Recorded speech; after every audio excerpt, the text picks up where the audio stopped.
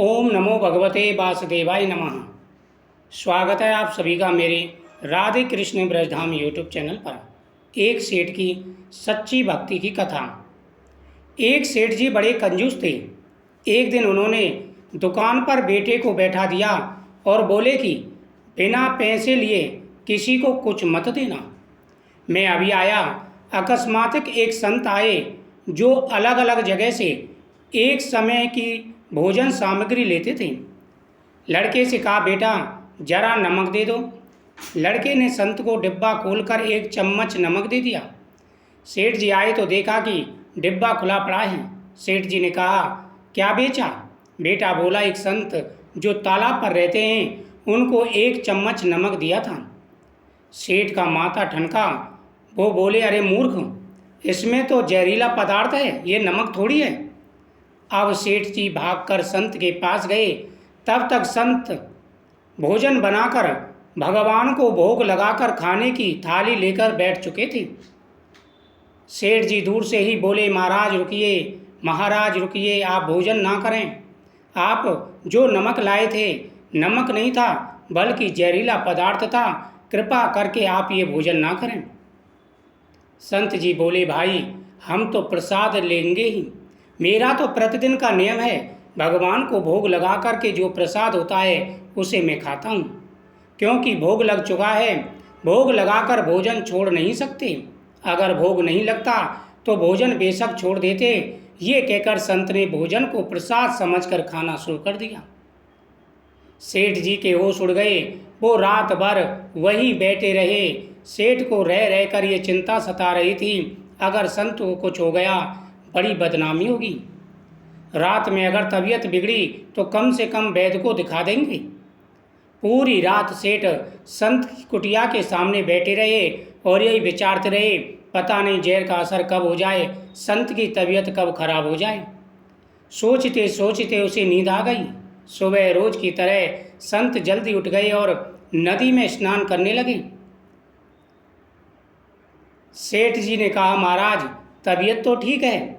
अब संत प्रतिदिन के हिसाब से, जैसे प्रतिदिन वो सुबह स्नान करते, उसके बाद में सूर्य देव को अर्घ देते थे, उसके बाद में वो भिक्षाटन के लिए जाते थे और भिक्षा में जो भी मिल जाता था उसी से वह अपना पेट भरते थे।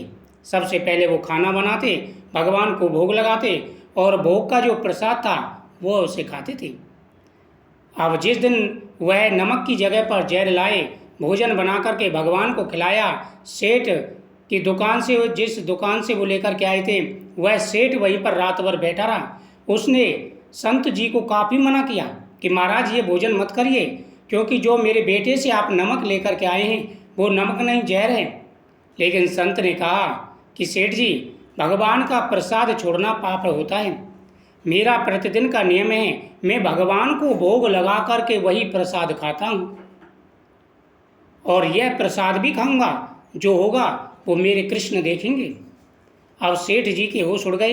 वो रात भर वहीं ये बैठे रहे, कहीं संत जी की तबीयत खराब ना हो जाए, संत जी की कोई परेशानी ना आ जाए, नहीं तो पूरी जगह पर मेरी बदनामी हो जाएगी, पूरे शहर में मेरी बदनामी हो जाएगी। ऐसे ही रात भर सोचते सोचते उसे नींद आ गई। सुबह संत रोज की तरह जल्दी उठे, नदी में स्नान करने लगे। सेठ जी ने कहा, महाराज तबीयत तो ठीक है। संत बोले, भगवान की कृपा है। इसके बाद वे पूजा के लिए मंदिर चले गए। जैसे ही संत ने मंदिर का द्वार खोला तो देखा कि भगवान के श्री विग्रह के दो भाग हो गए हैं। यानी जैसे ही संत ने मंदिर के पट खोले और सामने देखा कि भगवान के विग्रह के दो भाग हुए हैं और शरीर सारा काला पड़ चुका है। जो जहर संत ने खाया था वो जहर भगवान ने स्वयं अपने ऊपर ले लिया, उसका प्रभाव अपने ऊपर ले लिया और संत को, अपने भक्त को कुछ भी नहीं होने दिया। यह देखते ही सेठ को अब समझ आ गया कि भक्त के अटल विश्वास को, सच्ची भक्ति को देखकर भगवान ने भोजन का जो जहर था वह भोग के रूप में स्वयं ग्रहण कर लिया और भक्त को प्रसाद ग्रहण कराया है। इसके बाद सेठ ने तुरंत घर जाकर बेटे को दुकान सौंप दी, स्वयं संत की शरण में आकर भगवान की भक्ति करने लगा।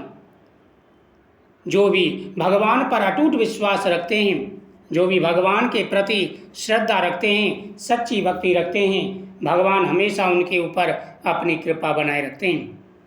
ओम नमो भगवते वासुदेवाय नमः। भक्ति हो तो संत जैसी, जो भगवान के भोग के प्रसाद को पता था कि जहर है फिर भी खा गए, क्योंकि उनको भगवान पर पूरा भरोसा था। जो भगवान पर भरोसा करते हैं, भगवान कभी भी उनको मझधार में नहीं छोड़ते, हमेशा उनके लिए खड़े रहते हैं।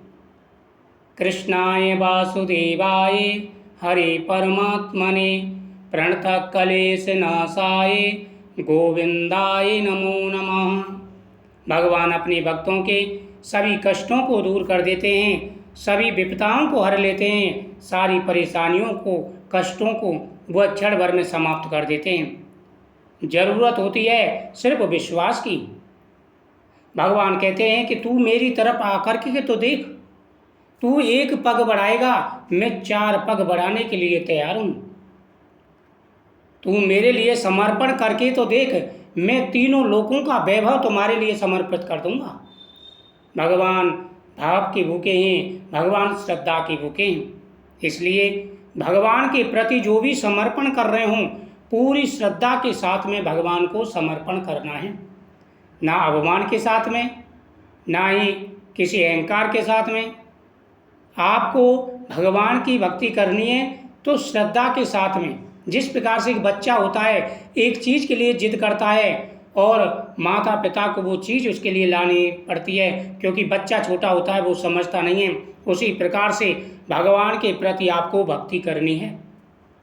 भगवान को विवश होकर के आना पड़ेगा अगर आपकी भक्ति सच्ची है तो। मुझे उम्मीद है आपको ये कथा बहुत ही अच्छी लगी होगी। तो प्रतिदिन की कथाओं का नोटिफिकेशन पाने के लिए चैनल को सब्सक्राइब करें, बगल में बेल आइकन बटन को दबाएं और जो भी कथा में डालता हूँ प्रतिदिन इन कथाओं का श्रवण जरूर करें। भगवान की कृपा हमेशा आपके ऊपर बनी रहेगी। जय श्री कृष्ण।